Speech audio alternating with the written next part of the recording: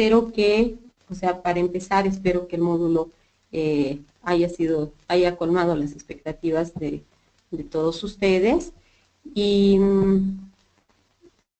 también espero que en realidad esta sesión, más que nada, seamos capaces o podamos dedicarla a poder intercambiar criterios y poder aclarar, aclarar dudas que puedan haber surgido en relación al módulo en general y en relación al trabajo. ¿Hay alguna cosa que hayan pensado? ¿Ya todos tienen su trabajo? Muy bien. Todas las personas que tuvieran micrófono pueden utilizarlo ahora para que podamos intercambiar opiniones. Entonces, me indican eso desde posgrado, que podemos intercambiar opiniones hablando tanto desde aquí para allá como cada uno de ustedes desde el lugar donde están asistiendo a la videoconferencia, de manera que no tardamos tiempo en escribir.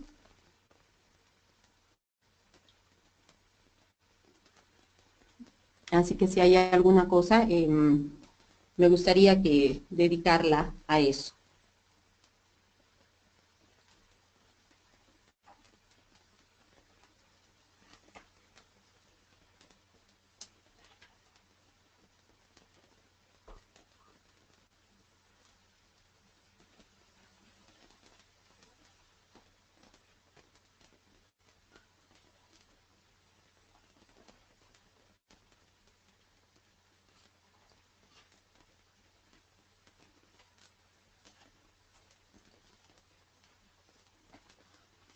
Bueno, como por el momento,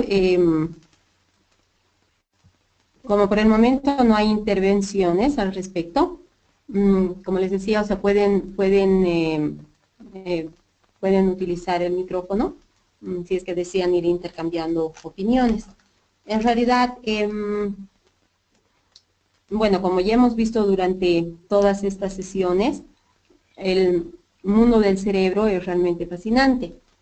Y el mundo de la neuropsicología, o sea, es igualmente fascinante, ¿no?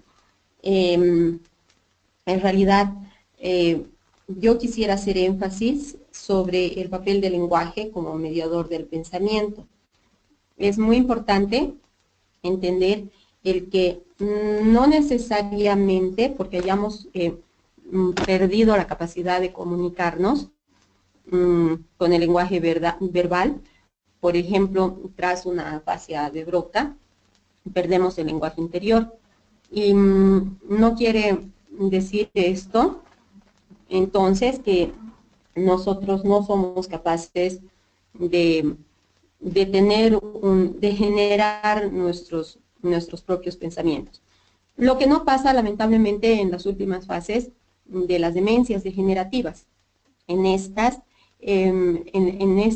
enfermedades degenerativas, en los últimos estadios, ya el paciente va perdiendo, en realidad, la capacidad de comunicación. Entonces, en realidad, el lenguaje ya no media su pensamiento, de manera que es difícil hacer una estrategia y es fácil, en realidad, perder un juego de estrategias, por ejemplo. Entonces, el lenguaje es de suma importancia. En realidad, lo que me parece importantísimo recalcar es que el lenguaje tiene una naturaleza social y surge en el transcurso de la vida de cada uno de nosotros.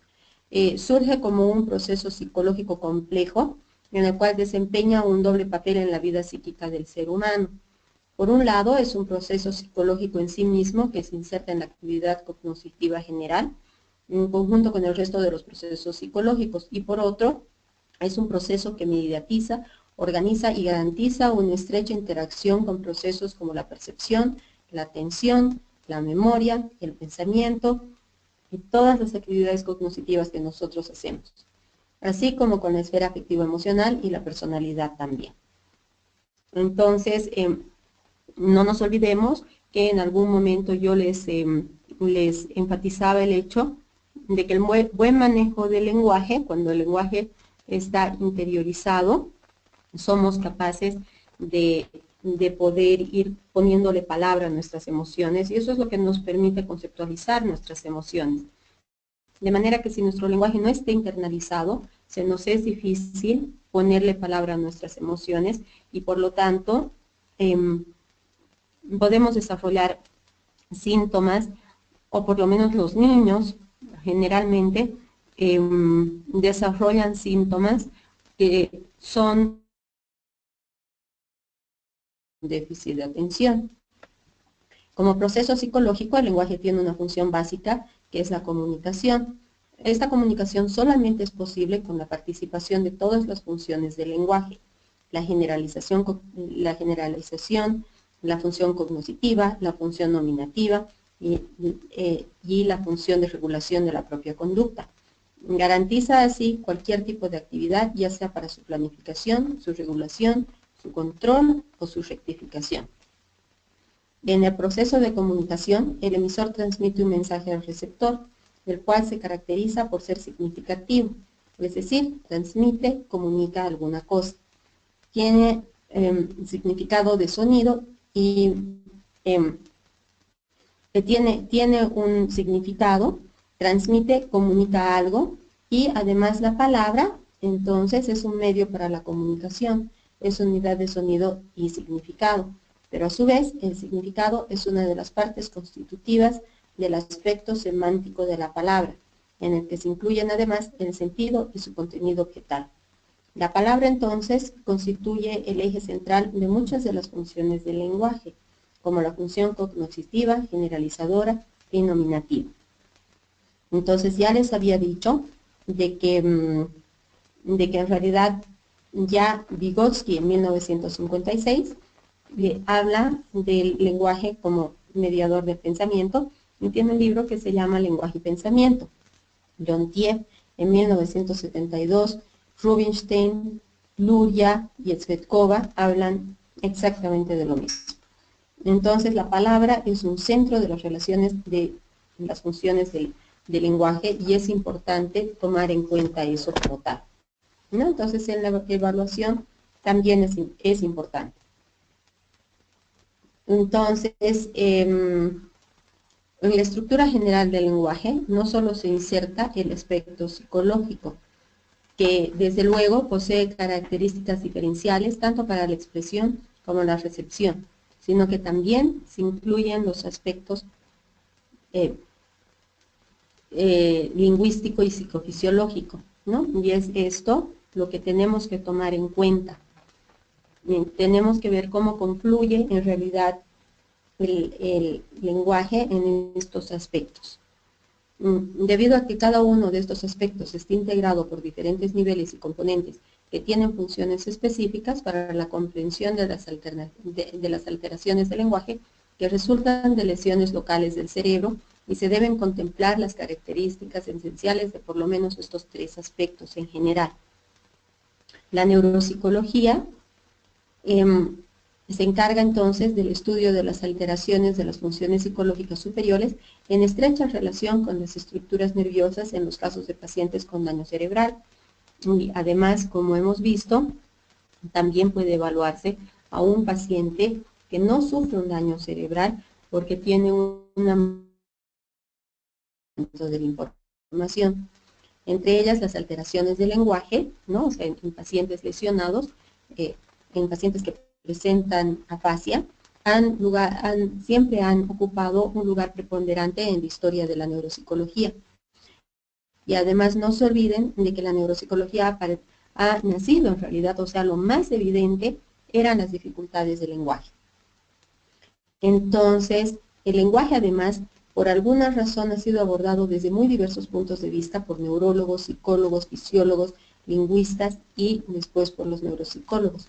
Pero a pesar de esta larga tradición en el estudio de la afasia, existen una serie de problemas que se mantienen aún ahora y que además, en realidad, a la neuropsicología no le interesa solamente, o sea, se ha diversificado, así que no le interesa dentro de las afasias el problema del lenguaje como tal solamente, sino también todas aquellas dificultades que pueden aparecer a raíz de dificultades de lenguaje o independientes de esta. Entonces, tenemos que ver, o sea, también es importante el estudio de la naturaleza de la afasia, de los mecanismos, y no solamente todas las actividades neurocognitivas que nosotros tener, ¿no? Entonces, no debemos olvidarnos que el estudio de la afasia es un capítulo importante en la mayoría de las escuelas neuropsicológicas contemporáneas, las cuales se diferencian entre sí no solo por su aproximación experimental, sino sobre todo por su metodología y su aparato conceptual teórico. Y además dentro de eso, las dos escuelas que más peso tienen son la escuela americana y la escuela soviética. Pese que existen otras escuelas como la alemana, la francesa, pero en realidad tienen en la clasificación de las afasias en el mundo son estas dos aproximaciones. Tal vez la soviética, por el hecho de que realmente su sustento teórico es muy fuerte y se ha ido poco a poco, se ha podido ir verificando o comprobando aquellas cosas que ya teorizaba Luria, a partir lógicamente de sus investigaciones. Pero en realidad la escuela americana tiene también un peso muy grande y no se olviden que la escuela americana ha sido fundada, en realidad la escuela fasiológica americana ha sido fundada en realidad por fonoaudiólogos, pero esta escuela en realidad, o sea, a partir de esa clasificación, esta escuela se ha ido diversificando por diversas razones, en realidad por diversas razones académicas. Entonces hoy en día las dos escuelas que más vemos en realidad o que más sobresalen es la escuela americana y la escuela soviética, aunque tienen dos formas de conceptualizar diferentes, ¿no? Tienen dos aproximaciones diferentes y dos metodologías diferentes para el aparato conceptual teórico. No nos olvidemos que la neuropsicología, o sea que el lenguaje es el mediador del pensamiento. Entonces nosotros lógicamente vamos a ir conceptualizando las cosas, conceptualizando nuestro mundo alrededor gracias al lenguaje. Entonces, lógicamente, cuando nosotros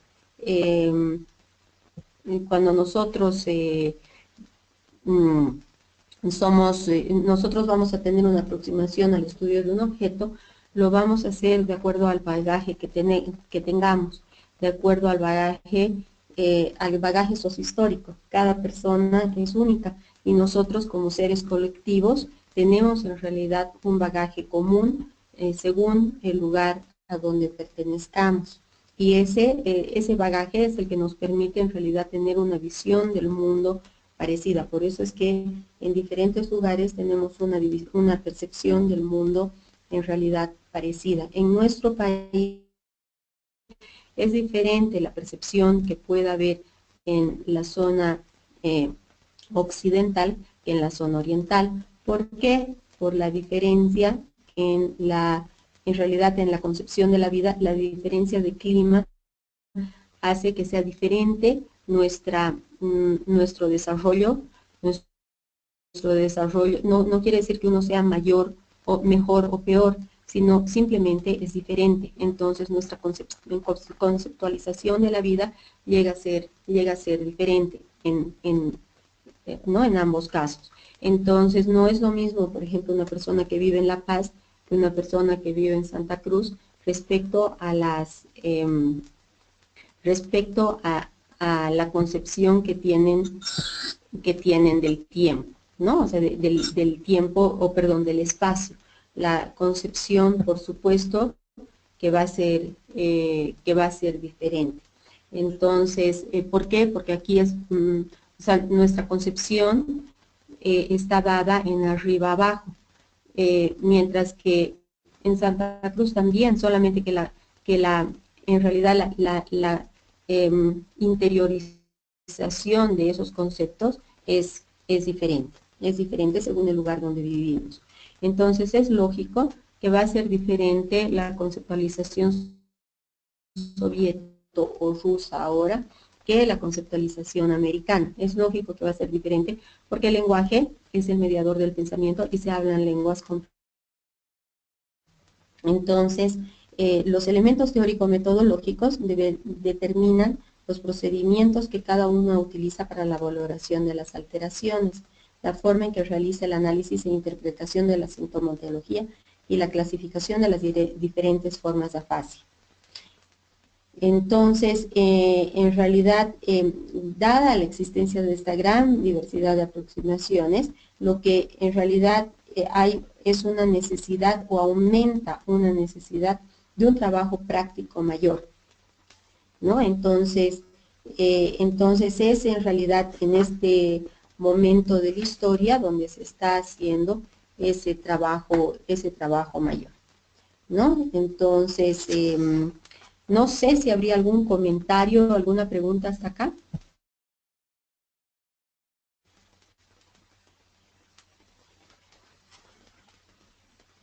Nuevamente, para las personas que recién han llegado, recalco que pueden hacer uso de sus micrófonos. Entonces tenemos un intercambio comunicacional más fluido.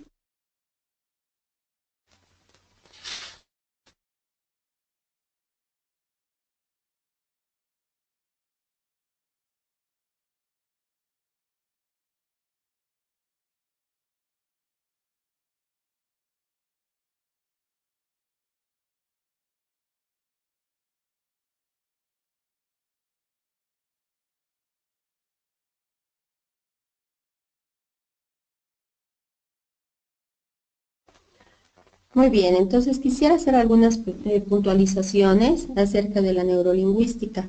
Y entonces, como cierre este módulo, quisiera hacer un redondeo de lo que es en general la neurolingüística. Entonces, la neurolingüística, en realidad ahora que todo es neuro, ¿no? O sea, hay seminarios de neurolingüística, o sea, todo es neuro, ¿no? Entonces me parece importante que tengamos una conceptualización de lo que es la neurolingüística. Entonces, ya desde los primeros estudios sistemáticos de la afasia, se tratan de realizar interpretaciones lingüísticas de las alteraciones del lenguaje. Y los trabajos de grandes investigadores como Bernie, Jackson, Pick, Head, Hombradane y otros son una muestra de estas aproximaciones. Y Luria desarrolló las bases para el análisis neurolingüístico de las alteraciones del lenguaje, ¿no? O sea, esto dentro de la escuela soviética en ese momento, y en este momento, bueno, o sea, podríamos hablar, no podríamos hablar específicamente de una escuela rusa, porque en realidad, o sea, bueno, o sea, en la Unión Soviética había más que solamente una región, ¿no es cierto? Sin embargo, Luria sí vivía en lo que ahora es Rusia, me parece. Entonces, en casi todos sus trabajos, Luria realiza observaciones lingüísticas, pero esta orientación solo la logra integrar y sistematizar partiendo de los trabajos de Vygotsky de la Escuela de Praga. La gramática generativa de Chomsky, que es americano, y la lingüística contemporánea del grupo de Moscú. Entonces, ¿cuáles son las aportaciones específicas de eso? ¿No? O sea, para que en realidad podamos entender de dónde viene. Durante los años 30, la Escuela de Praga propuso interpretar el lenguaje como un sistema de oposiciones fonológicas aplicable también a otros niveles del lenguaje. El sistema fonológico de una lengua está constituido por los fonemas, que son las unidades fonéticas mínimas que se perciben como constantes a pesar del cambio contextual, que además poseen un valor funcional dentro de la lengua. Un par mínimo está constituido por dos fonemas distinguibles en un solo rasgo, que son funcionalmente diferentes y que en consecuencia se oponen. Entonces, basado en los trabajos de Luria de 1947, de Goldstein en 1948 y Hombre-Dane en 1951, Jacobson en 1956 propone su primera dicotomía, y es muy importante saber las dicotomías de Jacobson. Propone su primera dicotomía en cuya base existen dos operaciones básicas subyacentes en el comportamiento verbal: la selección basada en la semejanza y la combinación basada en la contigüidad. Relaciona las alteraciones de la semejanza, que es la operación principal de la decodificación, y las alteraciones de la contigüidad, que es la operación básica de la codificación, con la dicotomía usual de afasia sensorial y afasia motora, también denominada simpliciva y expresiva, receptiva, emisiva, fluente, no fluente, paradigmática, sintagmática o simplemente una decodificación, codificación. No nos olvidemos que las formas más generales de descripción de las afasias es una afasia de comprensión o de expresión. Jacobson señala que todas las formas de alteración del lenguaje que resultan como consecuencia de daño cerebral se pueden dividir en dos clases. La primera corresponde a las alteraciones de la expresión corriente o de la organización sintagmática del lenguaje, mientras que la segunda corresponde a las alteraciones de los sistemas de codificación de los conceptos en palabras u organización paradigmática del lenguaje. También señala que las alteraciones de la decodificación afectan mucho más al proceso de codificación que a la inversa, por lo que el proceso de decodificación tiene una mayor autonomía. Así, en la lengua se pueden destacar dos tipos de fenómenos: la referencia de las palabras y los significados que ellas designan a una categoría determinada, que corresponde a la estructura paradigmática de la lengua, y la unión de las palabras en una expresión coherente que corresponde a la estructura sintagmática de la lengua. Un poco más tarde, Jacobson, en 1964, propone otras dos dicotomías: la limitación, desintegración y la secuencia copresencia. Sin embargo, Luria solo retoma la primera dicotomía, por lo que las relaciones sintagmáticas y las agrupaciones paradigmáticas serán sus ejes fundamentales. Luria, en 1975, comprueba que ante lesiones anteriores se afecta sobre todo la síntesis sucesiva o sistema sintagmático del lenguaje, mientras que ante lesiones posteriores se afecta sobre todo la síntesis simultánea o sistema paradigmático del lenguaje, porque lo va cortando, ¿no es cierto? De acuerdo a las dicotomías propuestas por Jacobson, los dos tipos de afasia son, estos dos tipos de afasia serían en general, serían una muestra general de las dificultades que tenemos, ¿no? Entonces, Jacobson decía que se pueden clasificar las afasias en unas de codificación o combinación y contigüidad, y otras de decodificación, selección y semejanza. Entonces, las primeras, dentro de la primera categoría estaría la afasia dinámica, eferente y aferente. Y dentro de la segunda dicotomía, de la segunda, esta es una dicotomía, ¿no? Dentro de la segunda sección estaría la semántica sensorial y la acústico-mnésica. No sé si hubiera alguna pregunta, algún comentario hasta acá, por favor.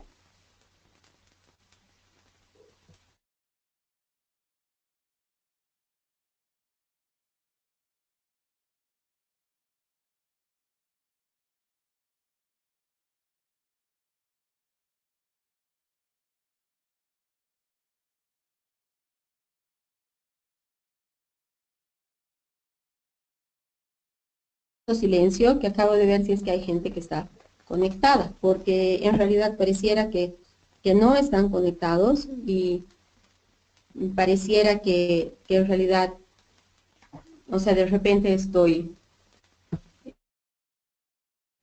solamente haciendo una exposición y nadie está escuchando. Entonces, Bueno, Ana María me dice, gracias por la retroalimentación, me dice que está claro hasta ahora. Entonces, eh, todo, sí, bueno, estoy recibiendo varias retroalimentaciones, más bien muchas gracias, ¿no? O sea, Herbert me dice que no hay preguntas por su parte, ¿no? Entonces, probablemente no hay preguntas, o sea, por muchos de ustedes. Sin embargo, realmente lo que me hubiera gustado hacer en esta clase es un intercambio de opiniones, ¿no? Pero bueno, o sea, también es importante poder identificar el análisis y el mecanismo central en las afasias, identificar y analizar el defecto central en las afasias y también en el resto de las dificultades neuropsicológicas. Y también es importante el análisis del síndrome en el cual se incluye la afasia, es como les decía, en realidad hay que ponerle un apellido, ¿no? Y además, o sea, seguramente va a haber otras áreas, va a haber otras actividades que van a estar perturbadas. También es importante hacer una descripción del cuadro clínico y un análisis del cuadro psicológico o de la estructura de la alteración del lenguaje en las afasias. Entonces, eso es importante. No sé si habría alguna duda respecto a las afasias en general. Bueno, entonces es importante, en realidad nuevamente recalco, el conceptualizar al lenguaje como el mediador del pensamiento. Entonces, es muy importante esclarecer el problema de cómo el cerebro garantiza el procesamiento de la información semántica para la comprensión y expresión del lenguaje. Y esta dificultad para este problema ha requerido un punto de partida. Y esa ha sido una concepción teórica sobre los orígenes y desarrollo de esta función en el plano de lo psicológico. Entonces, resulta imprescindible considerar el desarrollo de la estructura semántica de la palabra durante la vida del individuo. Entonces, es importante... Sí. ¿Hola? Bueno, buenas noches, doctor. Acotando un poco de repente para que sea más interactivo lo que estamos avanzando, yo quisiera comentar un caso de una paciente que he tenido. Dígame. Le comento a la paciente, después cuando ya estaba recibiendo estimulación, ya se podía comunicar porque a un inicio no podía ni decir ah, palabras enteras, ¿no? Decía solamente letras,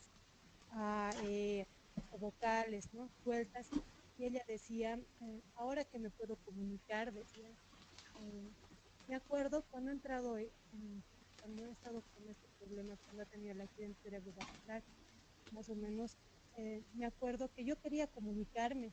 Entonces, según yo, ella dice, ¿no? Según yo, hablaba, pero mis hijas, todo el mundo miraba y como que dice que empezaba a balbucear y no solamente eso, sino que así, que no hablaba nada. Y después ella recién entra en esa conciencia, digamos, eh, que no podía hablar. Entonces dice que ella es como si hubiera estado atrapada, o sea, dentro de ella, ¿no? Atrapada sin poder comunicarse, todo, pero eh, ella, ella entendía lo que le estaba pasando, entendía solo que no se podía comunicar. Bueno, en realidad, yo pienso de que esos son los casos que nos muestran justamente que el lenguaje interior está presente, ¿no? Y en realidad esa es la tragedia de una persona que tiene dificultades de lenguaje, que de pronto tiene necesidades, tiene expectativas y no es retroalimentada por el medio, ¿no? O sea, porque a un paciente afásico, por ejemplo, generalmente se le grita, ¿no? Y el hecho que no pueda hablar no implica que esté sordo, o sea, no es un paciente sordo, ¿no? Entonces, generalmente, en realidad estos pacientes, tal cual, como que se sienten atrapados y las personas del exterior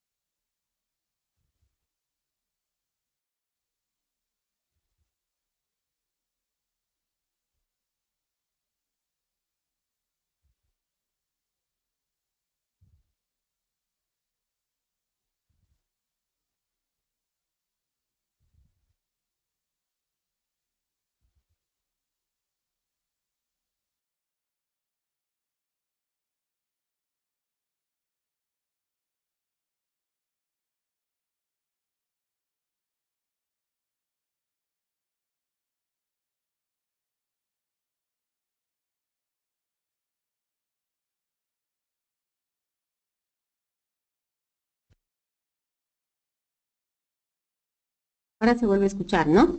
Entonces, bueno, yo decía, y no sé en qué momento se ha cortado, pero yo decía de que en realidad, eh, o sea, eso es lo que pasa con los pacientes afásicos, ¿no? Que, que por un lado, en realidad, eh, se sienten atrapados eh, con esta dificultad, ¿no? Y que nadie realmente les ayuda a comunicarse. Y de verdad es lo que eh, puede venir en realidad, o sea, como que más o menos se rinden, ¿no? Entonces, o sea, llegan a ya no querer esforzarse más porque, bueno, no tiene caso el esfuerzo. Entonces, viene lo que se llama una desesperanza aprendida, ¿no? En psicología cognitiva, en realidad de que el paciente afásico llega a tener una desesperanza aprendida, llega a tener síntomas depresivos y llega a ya no tener, o sea, ya no tener fuerzas para comunicarse porque eso implica mucho esfuerzo y de todas formas no es comprendido. Entonces, la rehabilitación comienza por eso. Es bien importante que tengan una persona, o sea, que realmente intente escuchar todas sus necesidades.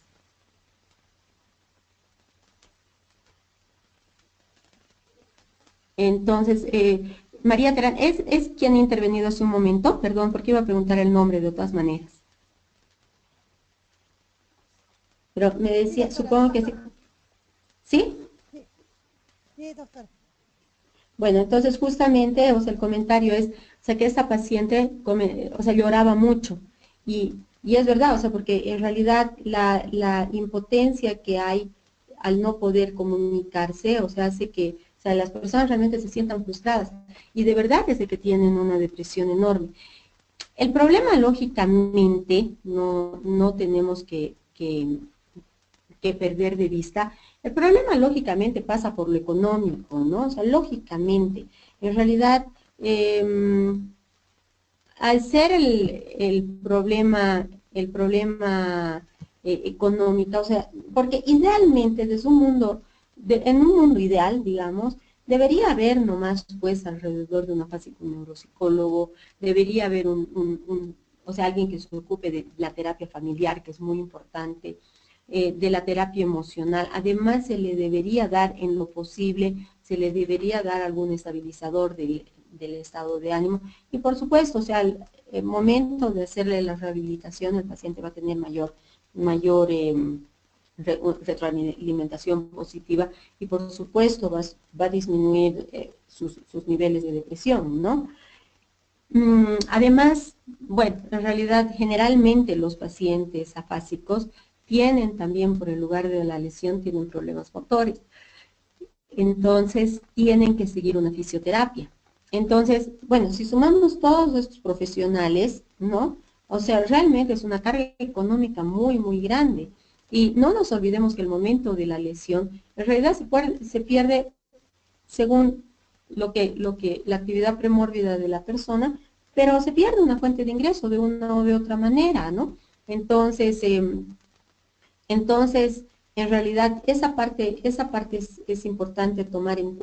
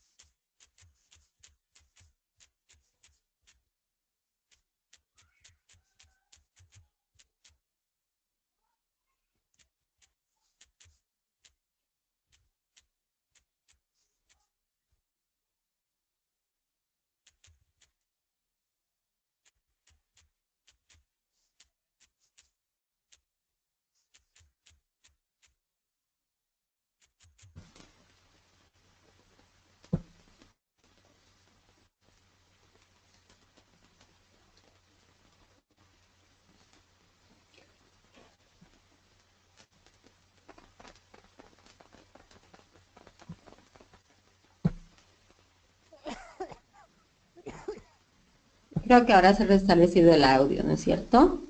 Entonces, les decía, o sea, realmente hay algunas actividades que, que deben, o sea, que son muy repetitivas y que entonces, en realidad, probablemente eh, se pueda, se pueda subsanar enseñando, ¿no? Enseñando a la familia o a la persona que tiene, que está al cuidado del paciente para que pueda hacer esas actividades repetitivas.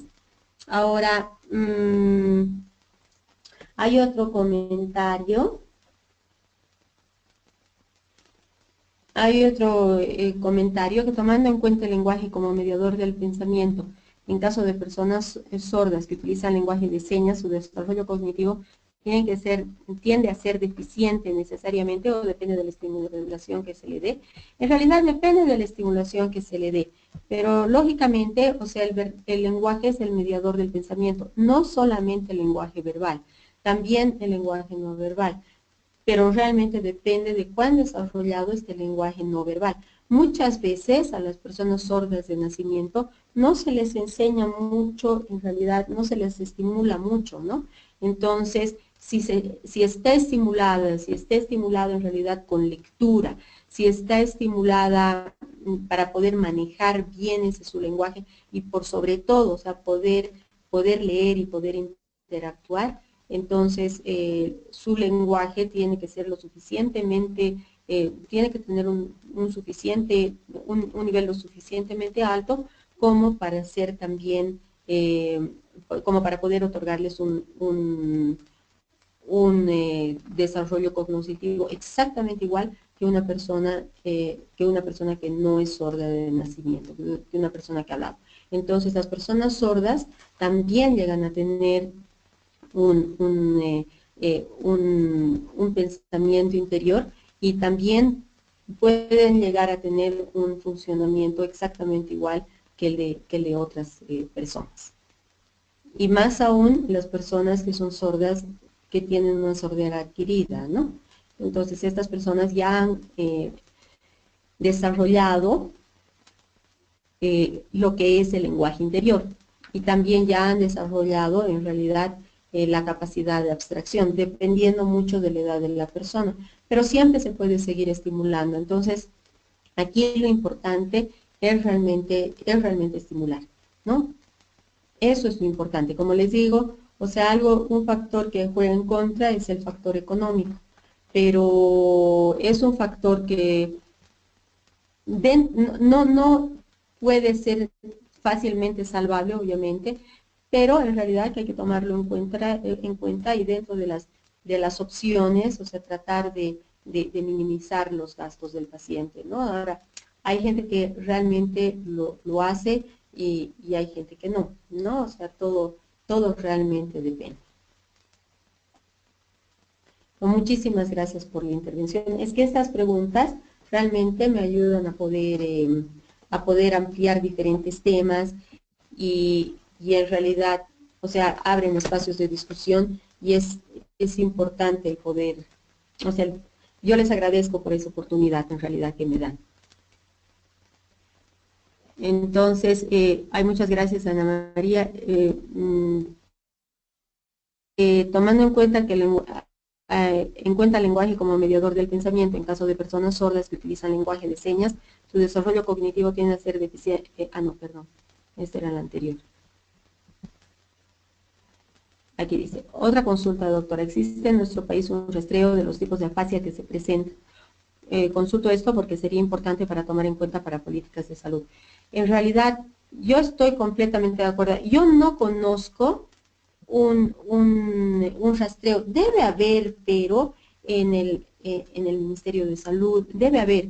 No creo que sea tan exquisito, digamos, ¿no? O sea, que tenga realmente, yo creo que lo que debe hacer, porque en realidad el tiempo es corto, cuando se hacen, ¿no? En las instituciones públicas y cuando se hacen screenings, el tiempo es corto y los pacientes son muy ampulosos, entonces más una división general entre lenguaje expresivo e impresivo. Yo personalmente no conozco estudios exhaustivos al respecto o estudios en general de afasia o las causas de la afasia. No sé si alguien conoce y me puede ayudar y orientar en ese sentido, por favor.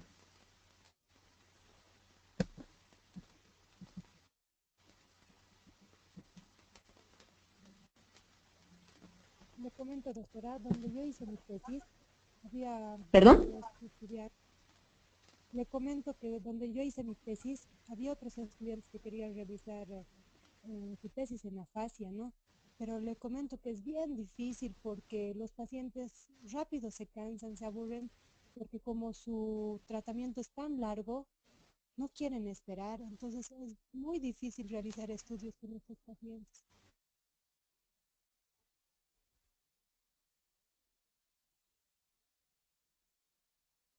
Estudios con pacientes, las cargas y los progresos se ven poco a poco, en realidad se ven muy lentamente, entonces, bueno, o sea, los pacientes van abandonando la terapia. Por eso es que les decía que las terapias, en realidad, perdón, que la terapia, les decía que la terapia neuropsicológica, tiempo y el paciente así lo deciden. Han llegado al nivel que ellos estaban esperando, han colmado sus expectativas y la abandonan después de un tiempo, ¿no? Pero en realidad se puede seguir estimulando. Entonces, estoy de acuerdo realmente. Herbert ha puesto un post, ha posteado un mensaje que dice precisamente lo que refiere la compañera María sobre el cuaderno del paciente. Tendríamos que valorar los beneficios o aspectos desfavorables por el aspecto motor. Podríamos condicionar una mayor depresión. Exactamente, ¿no? Eso es todo lo que hablábamos.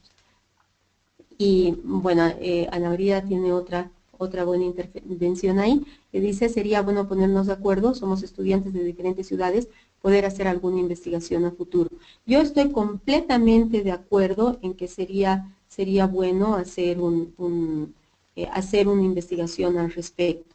En Santa Cruz están haciendo con la doctora Ocampo, están haciendo investigación, no precisamente sobre afasia que yo haya leído, pero, o sea, están haciendo, no sé en realidad si a través de la Universidad Gabriel René Moreno, ¿no? O de la Universidad Privada de Santa Cruz, pero están intentando hacer un screening, ¿no? Neuropsicológico, pero en realidad no sé si es específicamente sobre la fascia. Si hablamos sobre los baremos de Santa Cruz, lógicamente no son los mismos que La Paz, pero si es que en realidad vemos los servicios de salud mental, por ejemplo, ¿no? Es decir, de atención en salud, los servicios de neurología, los servicios de neurocirugía en los hospitales públicos, entonces probablemente podamos rescatar realmente información, ¿no? Habría que averiguar y ponernos de acuerdo. Yo la verdad es que estoy dispuesta, tienen mi teléfono y podemos reunirnos con las personas que estén interesadas y realmente me encantaría hacer una cosa así. Sí, hay un centro de afasia en la capital Ravelo. En realidad, bueno, no sé si es que ahora se han trasladado, había una fundación de afasia en San Pedro. En realidad, esta fundación sí ha sido hace mucho tiempo con un paciente afásico que yo he tenido la suerte de ver, y la familia ha sido muy receptiva en realidad, es decir, ellos han tomado la iniciativa de hacer esta fundación. Eh, el problema, en realidad los he perdido de vista ya hace un tiempo, pero el problema con el que estaban tropezando era lógicamente el problema de financiamiento y el problema también y el problema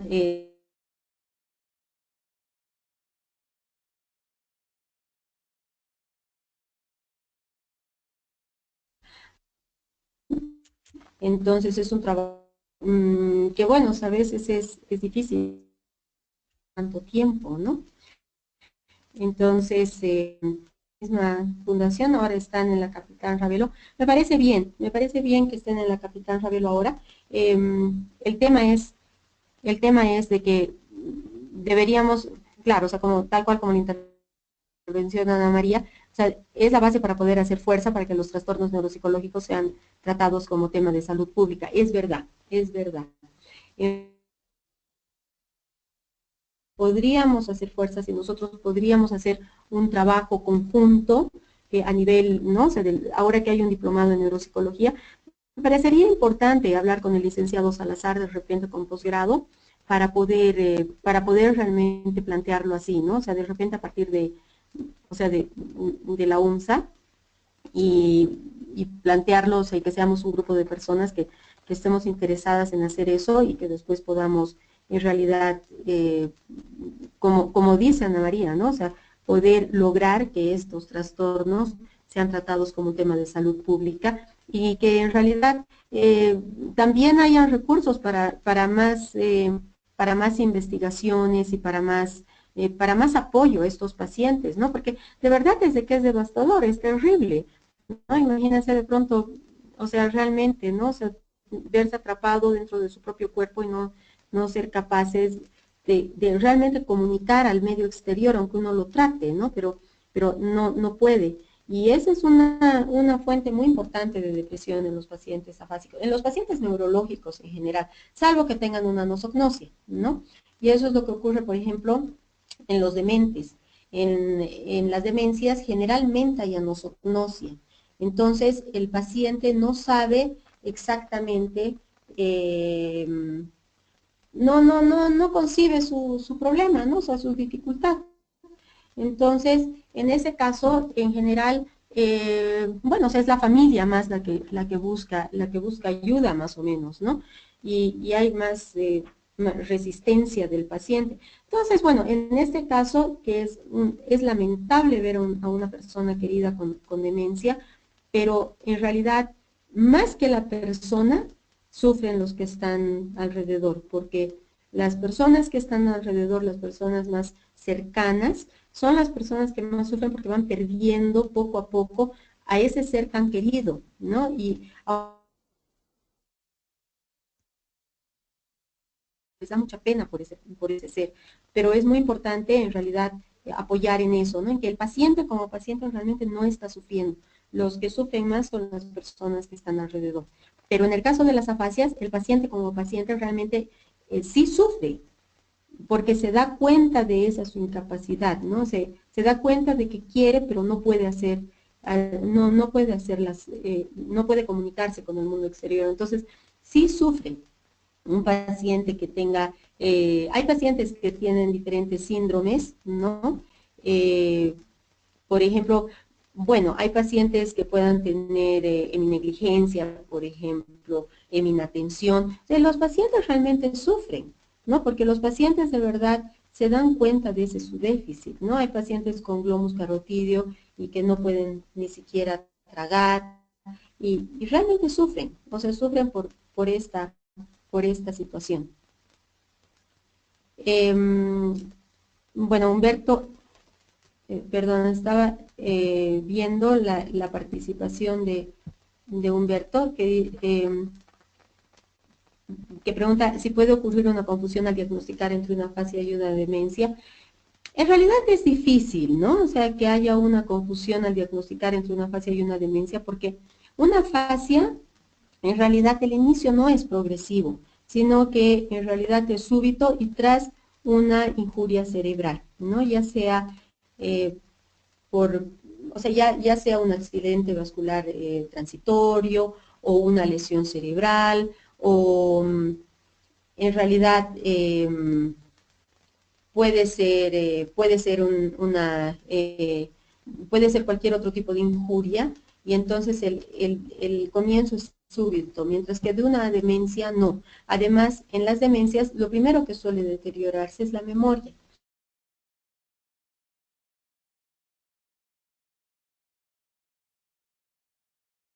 De diagnóstico, en realidad es muy difícil, ¿no? O sea, tendría que realmente tratarse de una persona muy lejana al campo para realmente confundirse entre esas dos entidades. A ver, la participación de Emma dice, en el caso de los niños con afasia por la plasticidad que ellos tienen, ¿la rehabilitación es más efectiva o no hay diferencia? Sí, en realidad en el caso de los niños, como el lenguaje está en proceso de adquisición, entonces se habla de disfasia, pero sí es más efectiva la rehabilitación porque en realidad, bueno, si se rehabilita esto que se ha perdido hasta el momento que se haya adquirido y el momento de la lesión, entonces se puede sentar las bases para que siga progresando el desarrollo del lenguaje. Y por eso es importante la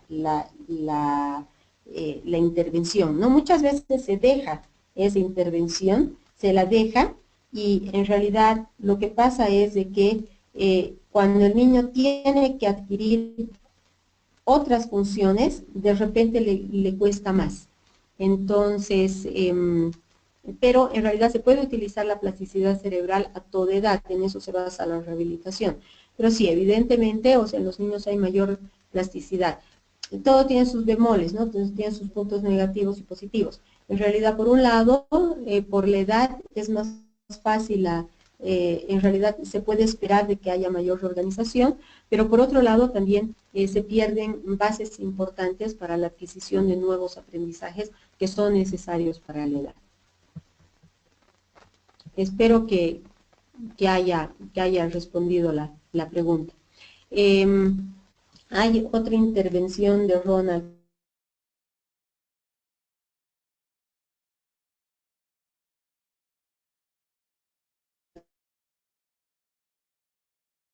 Corrientes perfiles de trastorno del lenguaje, al igual que su pronóstico, están ligados a las múltiples causas. Es exactamente así, Ronald, muchas gracias por la aclaración y por ponerlo de verdad en palabras tan entendibles, pero es exactamente así, ¿no? O sea, en el déficit lingüístico, en un niño, tenemos que ver en realidad qué es lo que está pasando exactamente, es exactamente así.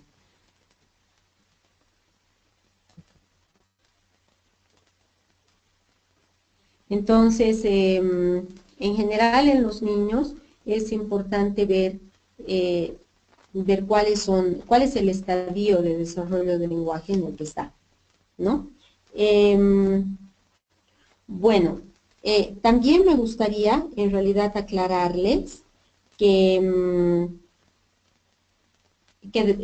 realidad durante los primeros años de vida del niño, su actividad está organizada y regulada por las características de la situación presente, que están directamente percibidas por él. Y sus recursos adaptativos corresponden con lo que algunos autores denominaron inteligencia práctica, y que Vygotsky identificó como la etapa prelingüística del desarrollo del pensamiento. Durante este periodo, aun cuando el infante no alcanza todavía el significado de la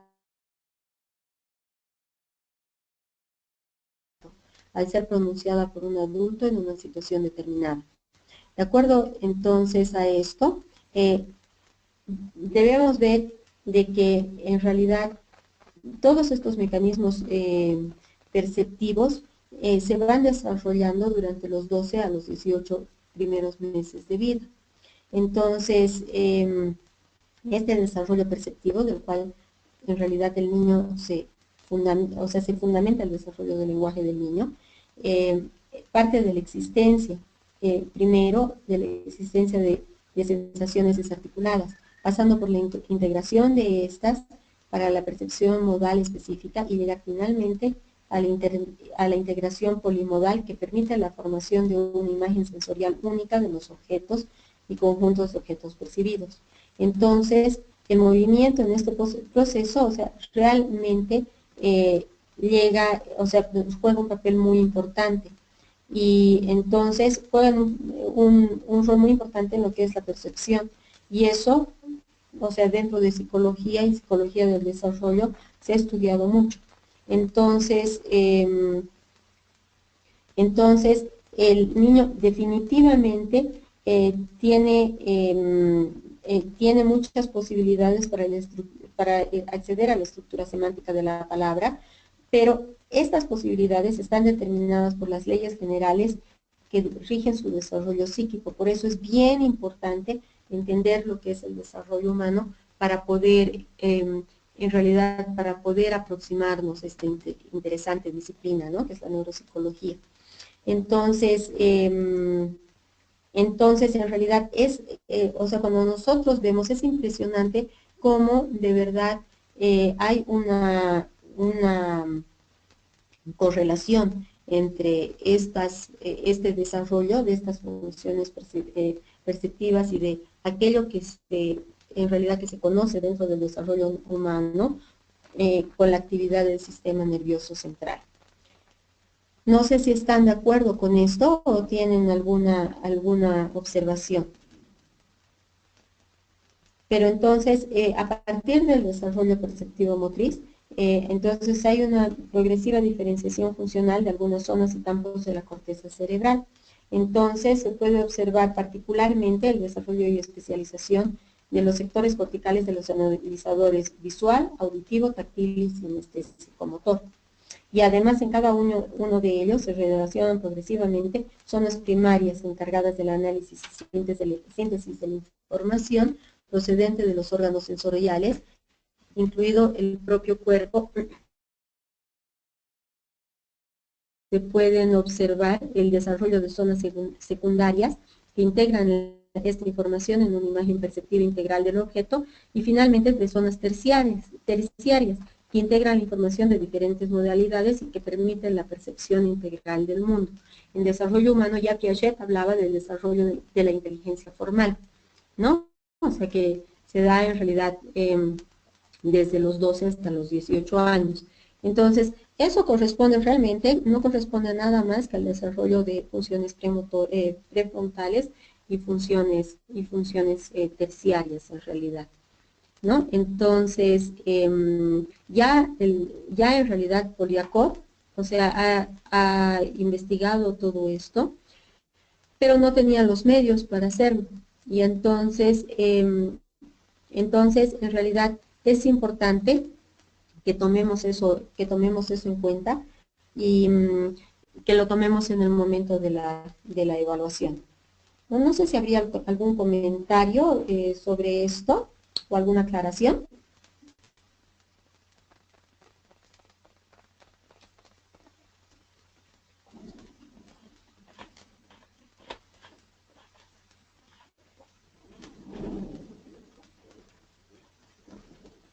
¿Nada? Muy bien. Entonces ese sería el redondeo a partir de la importancia del lenguaje en la mediación del pensamiento. También es importante que tomemos en cuenta la importancia del lenguaje, la importancia de la función de la memoria en general. Entonces, en general, nosotros nos quejamos mucho de que nosotros nos quejamos mucho de que nosotros no somos, no tenemos una posibilidad de recordar a largo plazo, ¿no? Pero es importante tomar en cuenta también o sea, había un paciente modelo, el paciente que era un paciente de Luria y que justamente o sea, su problema era que no podía olvidar. Entonces, en realidad, bueno, este paciente, ¿qué es lo que pasaba con el paciente? El paciente utilizaba otro tipo de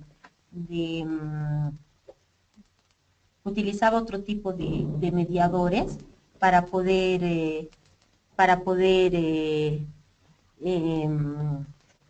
¿cómo se llama? Para poder recordar. Por ejemplo, recordaba cada cosa con preceptos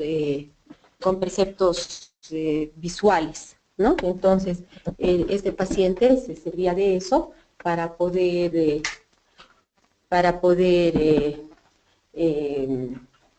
recordar. Y lo que no podía es olvidar. Entonces, no sé si tienen alguna intervención hasta acá.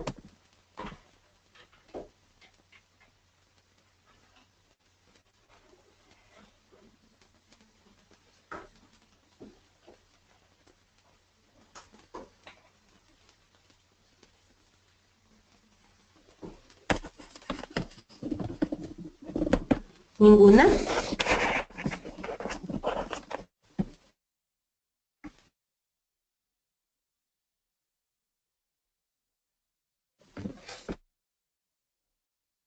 Hay una pregunta de Ana María que dice, o sea, si es que existe una fascia que se dé en el momento del parto.